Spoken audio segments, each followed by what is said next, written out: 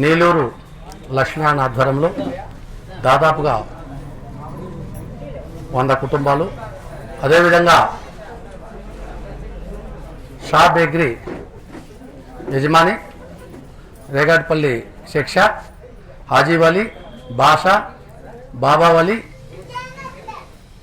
రేగాడ్పల్లి, బాబావలి రేగాడ్పల్లి, బుత్యాలు, ధర్మవరం, ఆది, మధు, శివ, అల్లా బకాష్, మనోజ్, మనోహర్, మహబూబ్ బాషా, శ్రీవల్లిక, పార్వతమ్మ,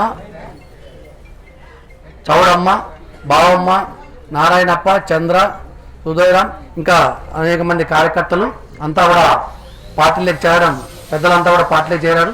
వీరందరికీ కూడా సాధారణంగా జనసేన పార్టీలోకి ఆహ్వానిస్తూ ఉన్నాం.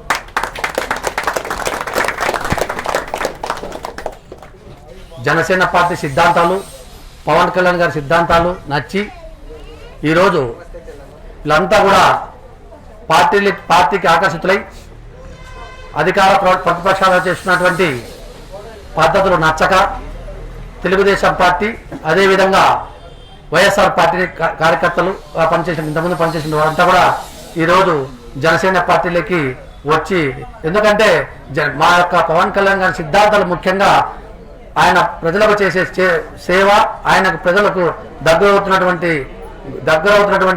పద్ధతులన్నీ కూడా వాళ్ళకు బాగా నచ్చాయి. ఎందుకంటే జనసేన పార్టీ ప్రజల కోసం, ప్రజల శ్రేయస్సు కోసం, సమాజ శ్రేయస్సు కోసం ఆయన పరితపిస్తున్నటువంటి ఆయన యొక్క విధానం చూసి వీళ్ళంతా కూడా మేమంతా జనసేన పార్టీలో చేరతామని చెప్పేసి ఈరోజు రావడం జరిగింది. వీళ్ళంతా కూడా ఒకటే చెప్తా ఉన్నాం, జనసేన పార్టీ ప్రజల కోసం కష్టపడే పార్టీ, ఒక ఉన్నతమైన భావన ఉన్నటువంటి పార్టీ. మీకు తెలుసు, పవన్ కళ్యాణ్ గారు ఈ మధ్యకాలంలో కరోనా కారణం వల్ల కొన్ని రోజులు బయటకు రావాలని పరిస్థితి ఉండింది. కానీ ఒకటే, ఆయన ప్రజలు కష్టాల్లో ఉంటే ఎప్పుడైనా బయటకు వస్తారు. ఆయన ఈరోజు చూసాం, నివర్ తుఫాను వల్ల కోట్ల రూపాయలు నష్టపోయారు రైతులు. ఏ ఒక్క రాజకీయ నాయకులు కూడా బయటకు రాలే, ఏదో వచ్చి కట్టుతురుపుగా ఏదో వచ్చి ఎక్కడో ఇద్దరితో మాట్లాడడం వెళ్ళడం. కానీ ఆయన అలా కాదు, 4 జిల్లాల్లో కూడా నివార్ తుఫాన్లో నష్టపోయిన రైతులు అందరినీ కూడా దగ్గరికి వెళ్ళి వారి యొక్క సాధక బాధలన్నీ కూడా ఆయన కడుకొని వారిని ఓదార్చి ఈ ప్రభుత్వం వెంటనే 35,000 రూపాయలు నష్టపరిహారం ప్రకటించాలి, తక్షణ సహాయం కింద 10,000 రూపాయలు ఇవ్వాలని చెప్పేసి డిమాండ్ చేయడం జరిగింది. కానీ ఈ ప్రభుత్వం ఇంతవరకు చీము కుట్టినట్లు కూడా ఈ ప్రభుత్వానికి అయినా మా యొక్క జనసేన పార్టీ అధ్యక్షుడు పవన్ కళ్యాణ్ గారు ఈ యొక్క విషయం ఎంత దాకైనా పోవడానికి సిద్ధంగా ఉన్నారు. ఒకటే చెప్పారు, ఈ నెల 29 ప్రతి ఒక్క కలెక్టర్ ఆఫీస్కి వెళ్ళండి, ఆ కలెక్టర్ వినతి పత్రాలు ఇవ్వండి, మన యొక్క నిరసన తెలియజేయని చెప్పారు. ఈ నెల 28 కూడా మా యొక్క కార్యకర్తలంతా కూడా రాష్ట్ర వ్యాప్తంగా అన్ని జిల్లా కలెక్టరేట్లకు వెళ్ళి అక్కడ నిరసన కార్యక్రమం కూడా నిరసన తెలియజేసి వారికి వినత పత్రం కూడా ఇస్తామని చెప్పేసి తెలియజేస్తా ఉన్నాం. ముఖ్యంగా అనంతపురం జిల్లాలో రైతులు చూసాం, వేరుశెనగ నష్టపోయి ఇನ್ನು చాలా రోజులు అవుతా ఉంది. ఇప్పుడు వేరుశెనగ పంట అయిపోయి కూడా 3 నెలలు కావస్తా ఉంది. ఇంతవరకు ఇన్పుట్ సబ్సిడీలే, నష్టపరిహారం ప్రకటించలే, రైతులకు నష్టపరిహారం ఇవ్వలే, ఏ యొక్క రైతును పట్టించుకునే పాపాన పోలే ఈ ప్రభుత్వం. ఈ యొక్క ప్రతిపక్షం రెండు కూడా దొంగలాట్లు ఆడుతూ ఉన్నాయి. ఈ రోజు మీరు చూసే ఉంటారు, ఒక 5 రోజుల కింద అసెంబ్లీ జరిగింది, 20 రోజుల కిందట 5 రోజులు అసెంబ్లీని జరిపారు.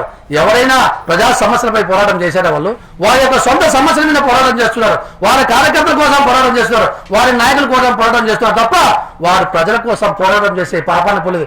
వారి వ్యక్తిగత స్వార్థం కోసం, వ్యక్తిగత దూషణల కోసం వారు అసెంబ్లీని వినియోగించుకుంటున్నారు, అసెంబ్లీని వేదికగా చేసుకుంటున్నారు. ఒకటే చెప్తా ఉన్నాం, ప్రజల కోసం పోరాటం చేయండి. అధికార ప్రతిపక్షాలు ప్రజా మన్ననలు పొందాలి, కానీ మీ స్వార్థ రాజకీయాల కోసం, మీ స్వార్థ ప్రయోజనం కోసం పోరాటాలు మానాలని చెప్పి హితవు పలుకుతూ మీరు వెంటనే రైతుల కోసం అధికార పార్టీ రైతులను ఆదుకోండి, రైతులకు నష్టపరిహారం ప్రకటించండి, అప్పుడు మీ సిద్ధశుద్ధి నిరూపించుకోవాలని చెప్పి తెలియజేస్తూ ఈ యొక్క కార్యక్రమంలో ఈ రోజు జనసేన పార్టీలకు వచ్చినటువంటి ప్రతి ఒక్క కార్యకర్తకు పేరున ధన్యవాదాలు చేస్తూ మీకోసం నేను ధర్మవరం నియోజకవర్గంలో అహర్నిశలో కష్టపడతా ఒకటే చేస్తా ఉన్నాం. ఈ యొక్క నియోజకవర్గంలో ఏ పేదవాడున్నా, ఏ చేనేత కార్మికుడున్నా వారి కుటుంబాలన్నిటి కూడా జనసేన పార్టీ అండగా ఉంటుంది.